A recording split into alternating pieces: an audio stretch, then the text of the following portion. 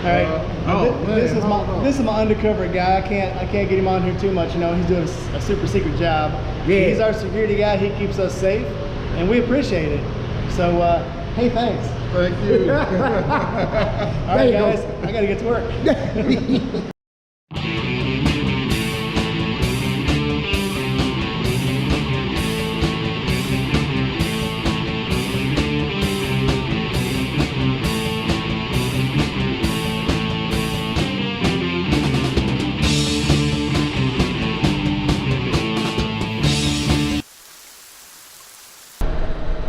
Me and the clone, all of you can see her in the back behind me there.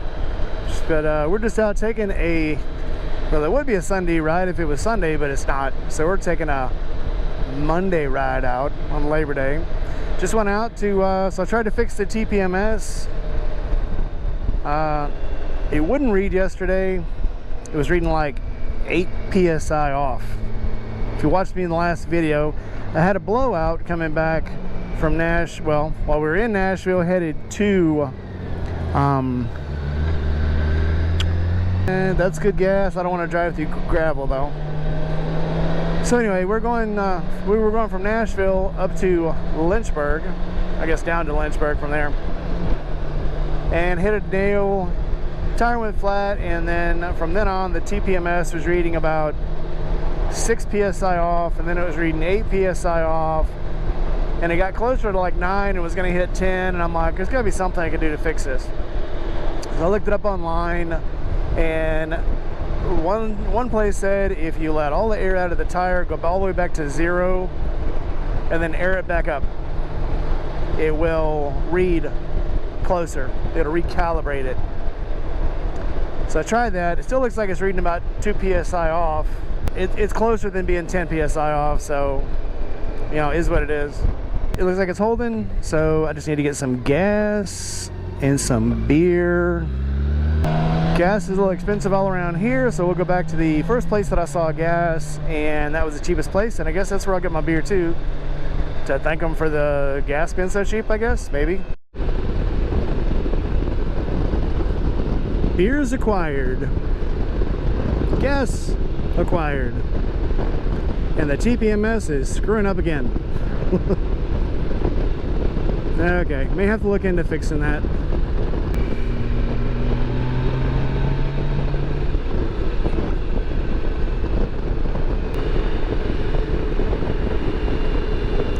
Just a dad and his little girl riding out for a day.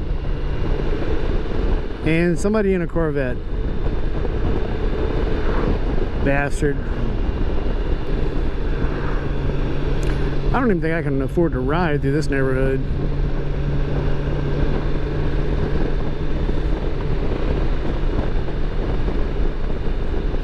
That's what I get for not becoming an accountant.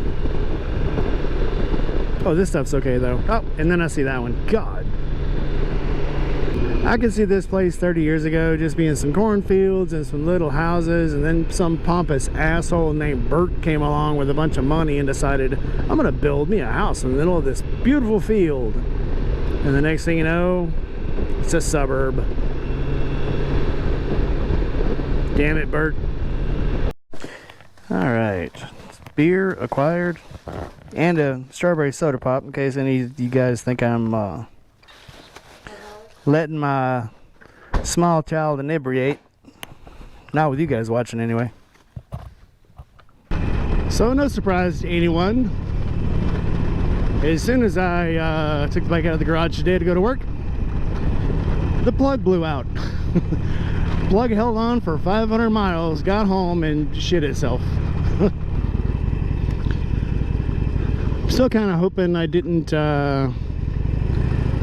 mess up the TPMS when I had the flat, but I mean, you would think they would design them where you could have a flat and without having to change your entire TPMS sensor again. Those things are expensive. I ain't got time to actually check it to see how far off it is. I know yesterday it was reading like 3 or 4 off, but Sunday it was reading like 10 off. So could be that just something's wrong with it. Could have got some debris in it from when I plugged it, when I plugged the tire or something. we'll just have to check her out. But she was reading 17 psi, and that's a far throw off from only reading 4 off, so something's probably wrong. So I'll be buying another tire tonight, see if I can get it here and maybe get the tire changed out by Friday. Alright, so there's our plug. Let's see if I can get a good look at it. One thing, I guess I forgot to trim it after the second time we had to put a plug in it. But it's definitely leaking now, even though it held for an entire weekend. Look real close. See, like there's a couple of little breaks in it. But I really don't want to have to change the tire yet. So I'm going to try to plug it again. First we got to get the old plug out. Let's do that. They're in there good for a reason. But he's got to come out. Okay, well I can probably already tell you it did not seal up. It should not be sliding around like that. I believe I'm going to use a different plug kit. This is what I use for my travel kit. Pretty much got a auger. It's got a reamer, the lubricant paste, a tire plug applicator, and the tire plugs. What I've been using, and I've done at least 6 plugs with this one, the Vector Tools one.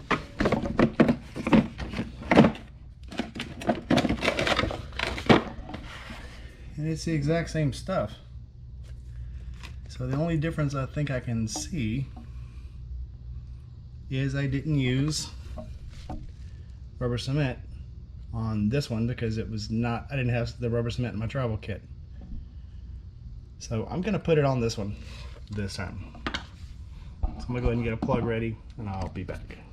Alright, so I'm gonna use these plugs again because I want to know if they work. They look like they're a little thinner than the red ones, but I mean you wouldn't think that would. Well, I guess they're actually the same size. These are just a little smushed down more. So I'm going to try these one more time, but I'm going to use them with rubber cement this time. Auger it one more time, get all the stuff away from the hole.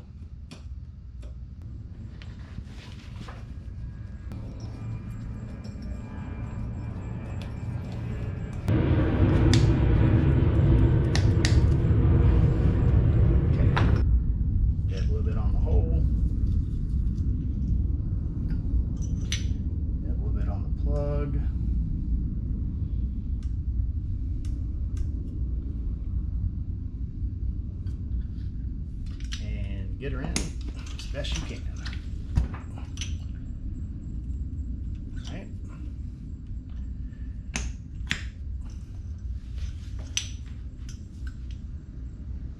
Kind of thinking that went in way too easy.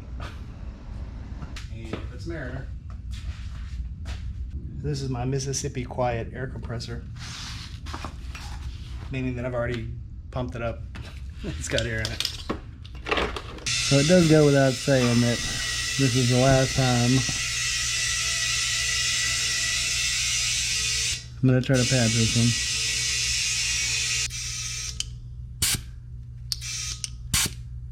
one. Alright, 42. Just going to have to wait and see if she holds, I guess.